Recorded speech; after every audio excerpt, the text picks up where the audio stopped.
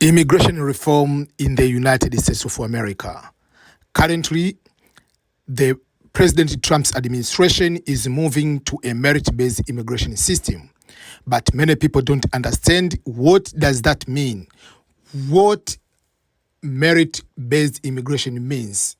Do you understand? Do you have any idea what does that mean? That will be the first question we are going to answer on this particular audio, because I want to make sure that people understand, first of all, the merit-based versus the randomly green card lottery application, which many people know about it. But I will be able to explain some few other things. Should the U.S. government adopt the merit-based immigration system? And we can be also go to learn what other countries in this world which use the merit-based system or the point system to allow people to go to their countries to get the permanent residence in their country, and what kind of that system if is going to be implemented here in the United States of America. So welcome everyone, this is Ernest Boniface Makulilo, and in case today is your first time to come to my YouTube channel, which is youtube.com/EBM Scholars, I will advise you to go ahead and subscribe to my YouTube channel and share these particular videos. Before I start on this particular segment for today, I want to make sure that we are all on the same page. So I have to give the disclaimer. Some people, when you come with a certain particular point, whether you agree or you disagree with maybe the point from the administration, people starting labeling and attacking someone. Whether I agree or I disagree with this one doesn't make me myself to be whether Democrats or Republican. I don't care with either party. What I'm looking at, usually I'm independent. I've registered here in the United States on all my elections. I've been voting. I've registered as independent. So I don't subscribe myself to Republican. I don't subscribe myself to Democrats. But whatever there is good in each part, I'm going to do to give analysis. But on this one, I'm going to give the professional what is going to be happening right now. So whether you agree, you don't agree, you don't need to be upset. You don't say whether I'm pro somebody or I'm against somebody. This is not the purpose of this video. It's not political. It's about, let's talk about immigration reform, and particularly what is the immigration, which is a merit-based immigration system. What does it mean, and why the administration is moving, the reasoning behind, and how will it play when it is going to start. So let me start by very few things for those who don't understand. When we talk about immigration, merit-based immigration, in other words, is called points-based immigration system. It is a system where non-citizens get eligibility to migrate to go to another country, and when they go there, they are going to apply into a particular system. That system is going to determine how many points you are going to be able to get. And those points, the points-based immigration systems are sometimes referred to the merit, as I mentioned, but the countries which use these kind of point systems may have other pathways for potential immigrants, like immediately family, refugees, and the asylum, and all other ways someone can be able, so that the meeting the point threshold is not necessarily for all immigrants. So I want to make it clear at the beginning that what we're talking about, the merit based system, they are not going to say from now on we are going to end the family-based immigration, but there will be some changes. For instance, myself, I'm a US citizen. I'm allowed to apply to bring my parents. I'm allowed to bring, if I'm married to a non-citizen, to bring the person here. And if I have any child who is under the age of 21 and married, I'll be able to apply. That will be the preference categories they are going to put it that way. But maybe I'm also allowed to apply for my sister, my brother, my siblings. I'm allowed to do that, but usually it takes longer, 8-10 years. So on this one, maybe they will say we'll be dealing with the only parents and children and spouse. We are not dealing with the siblings. So they might go to change certain things, but they are not going to eliminate the family-based system, the immediate family. So After clearing that one, so which countries are following what we call the point system or merit-based system? The most typical two countries which people refer to Canada and Australia, but also there is New Zealand, also United Kingdom. There are also all those countries have more experience on what we call the point-based system, or rather merit-based system. Okay, so how does this work? It started in 2017, most likely, or even before that. For the United States, as I mentioned, President Barack Obama mentioned about the possibility of giving priorities to international students who are coming to America. He said these international students who are coming here, we give them scholarships, and some who don't have a scholarship, but they get education here in America from the best universities. And after finishing them, we tell them, go back to your countries, meaning we don't give them permanent residence here. We give them 1 to 2 years of what we call OPT, optional practical training, to stay here. But not all they take that option. Majority of them, they go back to their home countries. That makes a bigger competition for US when people with the secret and the best education from here, they are going back to their home countries instead of utilizing this kind of system. So his proposal was, what if we can be able to find a way we can be able to keep these people here? So that is one of the way, like, how can we use these skills? Then President Trump in 2017, after getting to power, started in January 22nd, if not mistaken, when he sweared in. Then in November 2017 is the first time officially he put the statement that following the terrorist attack in Lower Manhattan, that the person who was part of the terror was came through green card lottery, and he said his plan was to get out of the green card lottery. So that was the first time to enter the green card lottery. But last week we saw the official discussion when the president said clearly that we are going to move away from the merit, is going to introduce the merit-based immigration. But this was not just happening because of just last week. For those who follow the presidential proclamation, the statements from the president on the response on the COVID-19, on the first time when they are talking about immigration and the suspension, on June 22nd, this year, 2020, when the White House provided what we call the proclamation, which was extension for the immigration from the first 60 days to until the end of December 31st, 2020, which started with, he says, we have a moral duty to create immigration system that protects lives and jobs of our citizens. So that is President Donald J. Trump on the second proclamation, which came out on June 22nd. Remember, these are the key words. The job of the president of any country is to protect the lives and the jobs of the citizens of that particular country, or the citizens of those particular country. So this proclamation is starting with that way. So leading to the American first recovery, President Donald J. Trump is extending and expanding the suspension of certain visas through the end of the year to ensure American workers take first priority as we recover from the economic effects of the coronavirus. The keywords here: to ensure American workers take first priority as we recover from the economic effects of this one.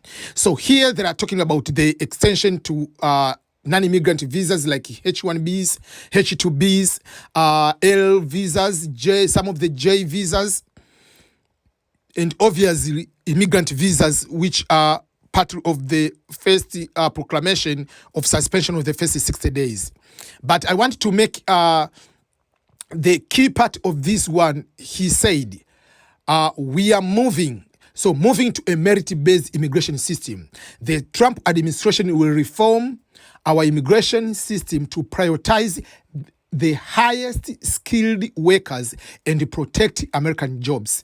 Still, the key is protecting American jobs for high skilled workers. And the points are as follows. At the president's direction, the Trump administration is taking action to reform our H-1B immigration program. Under these reforms, H-1B will prioritize those workers who are offered the highest wage, ensuring that the highest skilled applicants are admitted. The Trump administration will also close loopholes that allowed employers in the United States to replace American workers with low-cost foreign labor. So the purpose is to bring the highest wage workers, high-skilled laborers. These reforms will also protect the wages of American workers to ensure the foreign labor entering our country is highly skilled and does not undercut the American labor market. So, with those, there are a few things we need to understand. So, those was part of, I took some of those items from the main proclamation or from the White House .gov briefing statement about Donald J. Trump on restoring the American economy to its greatness. So, but that is starting, it was June, like we are going to the move about the, we are going to the move on the, towards the, moving towards what we call the, merit-based. So here is what we are going to witness, or what we are going to explain, or to hear more about what does merit-based is coming soon. So that was the beginning. And then this July 15th to be exact, is when President Trump said he's going to sign a merit-based immigration act very soon. By very soon, we are talking about 2 to 3 weeks max, possibly before the end of this July or the first week of August. We'll be able to hear what we call the Merit-Based Immigration Act will be able to be signed. And here is the actual words from the President Donald J. Trump. We're going to be signing an immigration act very soon. It's going to be based on merit. It's going to be very strong. We're going to work on DACA because we want to make people happy. And I'll tell you, even conservative Republicans want to see something happen with DACA. The Democrats had their chance for 3 years to do something with DACA, and they always turned it down. They always turned it down. They used it as politics. I'm using it to get something done. But we'll be signing a very powerful Immigration Act. It'll be great. It'll be merit-based. The country's tried to get it for 25 or 30 years. It'll be strong on the border, but you'll come in legally, and you'll be able to come in legally. And very importantly, we'll be taking care of people from DACA in a very Republican way. Republicans, I've spoken to many Republicans, and some would like to leave it out, but really they understand that it's the right thing to do. So we're going to be taking care of DACA. We will be doing for DACA what the Democrats had a chance to do and they never did it, okay? We're going to be sorry. Okay, so in this particular briefing, which came out on July 15th, President is talking two things. Number one is about DACA. For those who don't understand, DACA is for the family members who came to the United States when they're very, very young with their parents, but they are still illegal. They have been here. They do not know, don't have any background of their countries. So for that case, the DACA members, the plan is to give them citizenship, and that is what Democrats wanted to give back in the time, but they have never gone through to give that one. President Barack Obama did a very good act of DACA 2012, if not mistaken, where the DACA members or family members will not be able to be deported, which was very, very good. So, but this one will take it to the next level of giving them citizenship. So that is one part, but this video is going to talk about more about merit-based immigration. So, the question is, what is merit-based? Kind of, this will be new reform. As we said, the United States needs a reformed merit-based immigration system that is more flexible. But when we say merit is defined as the ability to contribute positively to the nation's economy. This is what we talk about when they say merit-based system. So, few things we need to know. President Trump says the plan will use a point system. So if it's going to use the point system, so it will be more or similar to Canada, Australia, New Zealand, and all other countries. So President says his plan will use an easy-to-negotiate point-based selection system to determine eligibility. You will get more points for being younger worker, meaning you will contribute more to our social safety net. You'll get more points for having valuable skills, an offer for employment, an advanced education, or plan to create jobs. So from President Trump said. So based on this one, just up to this moment, we see what will be the main criteria and how those criteria will give one person higher points than the other. And he says his plan will not change the total number of green cards offered annually, Trump said, but it would increase the proportion allocated to skilled workers. We want immigrants coming in. We cherish the open door that we want to create our country, President said. But in a big proportion of those immigrants must come in through merit and skill.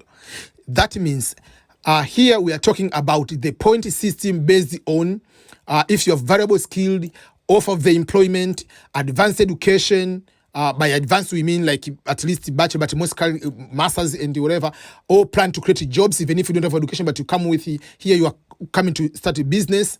So those are some of the areas we are going to look at. So how does that work for other countries? Let me go to explain to you how does the system work in other countries. Let's say like, give an example of Canada. How does that work, first of all, in merit-based system of Canada? How the points are going to be calculated. So Canada has what we call comprehensive ranking system criteria, CRS, the express entry system. So this one has A, B, C, D factors, kind of that. Those are points. And I'm going to mention that to them so that you can be able to understand. So for Canada, for instance, the first aspect they call the core factors or the core criteria, human capital factors. Under the human capital factors, they are looking about the age, level of education, the official language proficiency. Remember, Canada has two languages, English and French, and the experience, work experience in Canadian work experience. If you have, you might be already in Canada, you want to get a permanent residence of Canada, you are already in Canada, you have work experience in Canada. Oh, you were an international student one time, you worked there, and then you go back to your country. So those are the first, what they call the core human capital factors. So if you have, for instance, so this they are going to put if you are coming with a spouse or you are coming without a spouse. So if your age, and I will go to mention like what age is given priority. So if the age is 100%, if you are with a spouse, without a spouse can go up to 110 maximum. Level of education, the maximum if you are coming with a spouse is 140. If you're coming as a single, up to 150 points. Official language is 150. Work experience in Canada, 70 score. So those are the score. Then it comes to spouse or partner factors. If you are married, what are the factors they are going to give? I was giving like the age, whatever. So the level of education, for instance, so this one, they have maximum point factors. In these categories, there are three aspects: level of education, official language, and Canadian work experience. This one, they have a maximum of 40 points. So the level of education, if you come with a spouse, it will give you extra 10 points. If you come with on the foreign language, official language, that means if you speak English or French for Canada, or work experience in Canada, you can come with 10 more percent. So that is the aspect B, which is called the spouse or common law partner factors. So the aspect A, which is factors, which is age, level of education, official language, and work experience as the core factors. If you add those factors, including the spouse information of the common law, is not supposed to exceed the maximum of 500 points. that is with or without a spouse. So the maximum points someone can have in core or human factors and the spouse factors is 500 points. That's number one. Then aspect C, as I said, A is core factors, human capital factors. B is his spouse, and C is his skills which are transferable to Canada. So skills transferability factors. So these factors, you have to be very careful. We are looking about education. Some they are repeating themselves. So if you have a very good or strong official language proficiency and a post-secondary degree, like if you have bachelor degree and you speak English or French, you get up to maximum of 50 points. If you have work experience if you have Canada work experience and you have post-secondary education, you get 50 points also.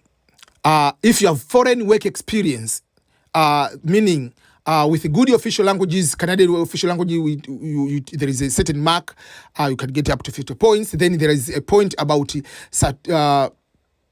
so there are so many points about that on C. So the other, does it mean? If you go, how they calculate them, you take the A, which is human capital factors, plus spouse information, whatever, plus transferability factors, the work experience you can be transferable to Canada. Then the maximum points is supposed to be 600 points. And then there are some additional factors, additional points. If you have a relative brother or sister living in Canada and who is a citizen or permanent resident, you get extra point. Or if you have French language skills, you have post-education education which you got it from Canada, or if you have already employed offer for employment, that is going to be also added factor for you to be able to get that one. The same thing, if you look what President Trump was talking about, said you may get more points of having valuable skills, an offer for employment, advanced education, or plan to create jobs. So these are most of them, they are aligned. Just if you look like what I've been mentioning here about human capitals and the education and all other aspects, they are relating to Canada. So we'll see more or less the same factors which will be able to align with Canada or New Zealand or Australia. But let's give an example about the age. For instance, obviously, someone who is 0 to 17 years old is getting 0 point. 18 years old, 90 point. 19 years old, you get, if you are single, you get more points. Obviously, you get 105 points. 20 to 27, single, you get 110. Married, you get 100 points. 30, 95. So the more you start going up now with the age, the more you get older, the points are going down. So for instance, 29 is 100 points. Then 30, you are going up, is going to be lower in terms of points. The maximum point will be 95. 31, 90. 32, 85. You're reducing 5 each. Each year you reduce 5 points. 33 is 80. 34, 70. 36, whatever is 65. 37, 60. 38, 55. 39, 50. 40, 45. 41, you get 35 point. If you go 42, 25. If you were 43 of age, you get 15 points. And the 44 of age, you get 5 points. But if you are 45 and above, you get 0 point on the aspect of age. You will get on the other aspect of criteria. You can get about education, you can get about work experience, you can get other things, but the age will be against you. The level of education, they give example. Less than secondary school, less than high school, you get 0 point. If you are high school, for instance, you get 28 points. Without a spouse, you get 30. 1 year of degree, those kind of trade school, community colleges, some certificates from university, but you don't have degree yet. Is 84 score to 90 score. If you have 2 years of program at the university, which you call like some sort of community colleges, associate degree, you get 91 points. If you are married, if you are single, you get 98 points. Bachelor degree, 112 to 120. 2 more certificates, diploma or degrees.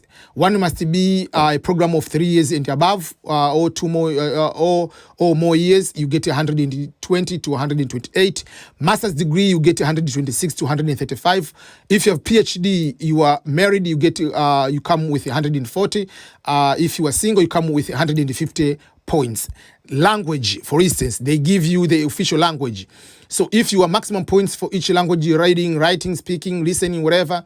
If you come with a spouse, it's 32. If you come with single, it's 34 points. Then they give you, there will be exam. You have to take the Canadian language benchmark exam, which is called the CLB exam level. So each level has the maximum. So if you get 10 points, 10 maximum, you get 32. So there are those kind of things. So those are, then you come to the work experience. So there are what we call the qualifying work experience. You don't be like washing dishes at your home. They look at so many factors. Like if you have less than 1 year is 0. 1 year, 35. 2 years, 46. 3 years, 56. 4 years, 63. 5 years, 70. Up to 80, depending if you are married or you are single. So, but then they put the maximum if you are... So they put all these points. So once you have all these points, they are going to determine how does that going to go to help you on the merit-based. So those are what we call the merit-based. You get points. So someone who can be having high school, but let's say you have been hired for 5 years and you are 25 years of age, that will be different from someone who has a bachelor degree but is 55 years old and has 2 years of work experience. So all these factors, they're going to look about all those kind of aspects to determine. So when we are talking about the composition of merit-based, we mean this will be some sort of the express entry of Canada. You get certain kind of points, and that will be able to determine. So, for instance, Canada when did Canada start the merit-based system? Canada implemented this point system back in 1967 in order to move away from the origin-based selection of immigrants. So, for instance, the example is by 2017. Canada have admitted almost 300,000 permanent legal residents. Out of those, 52% of those entered Canada through the categories of what they call economic class immigration, which is the Canadian-owned version of the merit-based system. So 52% came through that way. So under this system, of what they call economic immigration candidates, which is the merit-based system. They are using a 100-point system grid, and sometimes they go to 1,200-point comprehensive system, and then they rank them depending on the factors that will determine when will you be able to, are you qualifying first of all to be given Canadian permanent residence? And if yes, how fast will you be able to be able? So for instance, let's say someone is a single, and is a single, PhD, 10 years of work experience, and he is maybe 30 years old. That person will be moving quicker than someone with a bachelor degree with 2 years of work experience. So those are the things they are looking at when they are doing the individual, how the system will be able to work. So I don't want to say that if you don't have bachelor degree, if you have high school, you will not be able to get merit-based. The point is, what is your current work experience? That's number one. The language, they are going to look about that. They are looking about the age. So those are some of the things they are looking at to determine what will be able to be determined whether someone to be able to be given the green card or not, because overall they want to use what they call chain migration. And according to the president, said the chain migration cannot be allowed to be part of any legislation on immigration. And for those who do not know, chain migration is the one which allows people to come. For instance, just like immigrant, you can bring a family can bring a family. It is, you can create a chain of so many people to be able to be given the green card through that way. So as you said, DACA probably dead because Democrats don't like whatever as mentioned. But as a president, we were coming to our country. We want someone to be able to be strong again. People coming in through the system based on the merit, and there will be no lotteries. America first. So with this one, the bigger possibility will be either completely to end the green card lotteries. That should be number one. And there is also the lottery system within the H1. So the H1 will be H1, which is the working visa, will be able to be modified. And you can see on the proclamation, they said already, they want to prioritize when they moving to merit-based immigration system. One among the aspects is, under these reforms, the H1 program will be able to prioritize those workers who are offered the highest wage, ensuring that the highest skilled applicants are the ones going to be admitted. So it will be able to see if someone has a job offer and is very highly skilled. Someone might not have a degree, but let's say the person has been able working with the Apple company or whatever in the highest level of innovation. That person will be able to get those kind of merit-based despite of not having the education. So they are not looking just one factor to be able to determine whether someone will be able to get those kind of points and be able to be given or not to be given. So, Australia, I've told you there are so many countries. Australia, for example, requires a minimum of 65 points for selection through the threshold that can reach up to 90 points for some industries. Applicants can get 20 points for superior English skills, another 20 points for holding a doctorate, for instance, versus 15 points for master's degree, and up to 15 points of working of experience working overseas, with the bonus points if they have ever worked in Australia. Family-based admissions account 1/4 of immigration to both Canada and Australia, according to their respective immigration policies. So when it comes to the United States, 66% of immigration, which is more than 1.1 million of green card issued each year, according to the Department of Homeland Security figures. Those one are coming as family-based. 66% of immigration each year admitted given green card in the US, they are getting through family-based admissions. But when it comes to what they call economic-based admissions, whether the employer, where an employer may bring an overseas worker with a job offer, that is just 12% here in the United States on the US immigration. Diversity green card, diversity lottery, green card lottery is giving 50,000 annually, 55,000, which is 5%. But remember, when they are talking about 55,000, they are talking about the visas of the main applicants. They are not talking about the visas which include those who are dependents. If you are married, if you have 5 kids, all those will be given the visas. So the visa will be more than 50,000 or more than 55,000, will be sometimes even 200,000, depending on the demographic and the family structure of the V lottery winners.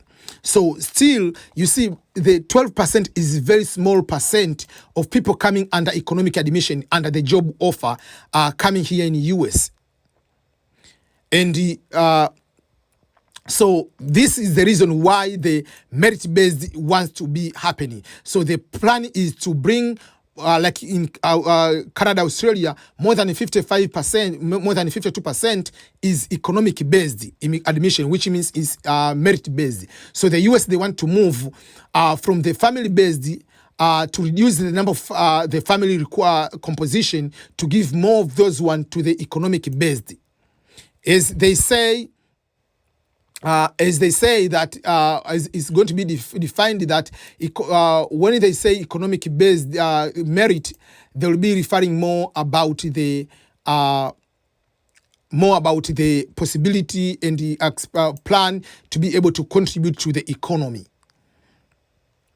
So that is something they're looking at when we are talking about economic based immigration. So those are the things we need to understand. Currently, the immigration system, larger percent, is taking a lot of family based. So according to, if I'm reading now the tweet from the president, he said we need a 21st century merit-based immigration system. Chain immigration and visa lottery are outdated programs that hurt our economy and national security. And for those who do not know about chain immigration, I've already said, is the process by which foreign nationals permanently resettle within the United States and subsequently bring over the foreign relatives who then have the opportunity to bring over their foreign relatives and so on until the entire extended family resettle within the country. That is what we call a chain migration. And that is what the president wants to remove, because according to the system currently, that is going to take over, that takes over 66% of the immigration annually, while the employment is taking 12%. So they want to bring more people under the employment, under the possibility of being contributing to the economy quicker with that possibility. It doesn't mean that people who are coming as a family base all don't have those kind of skills.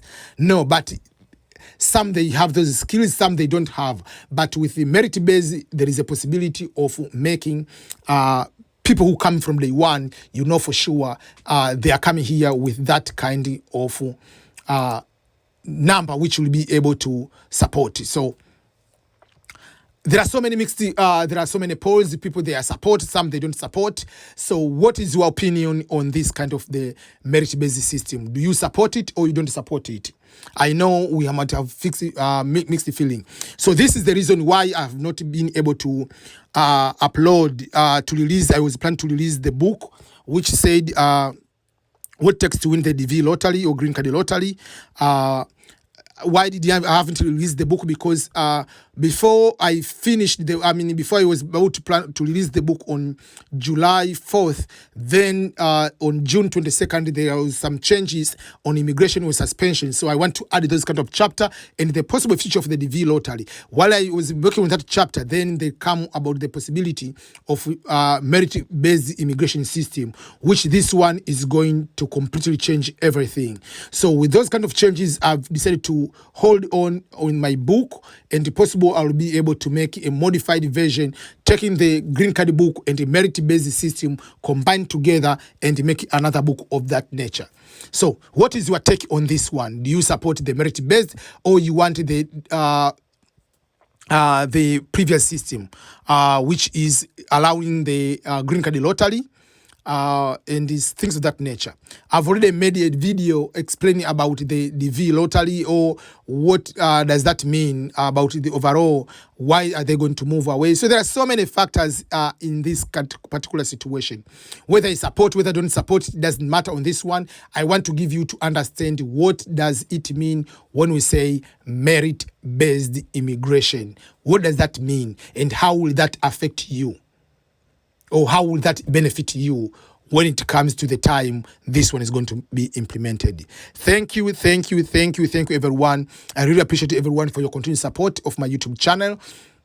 I wish all the best, and remember to subscribe and to share these videos to so many other peoples who can also be able to benefit from overall this kind of information. This is Ernest Boniface Makulilo, EBM, and from EBM Scholars, talking to you from my home office in Belton, Missouri, United States of America. Goodbye, everyone.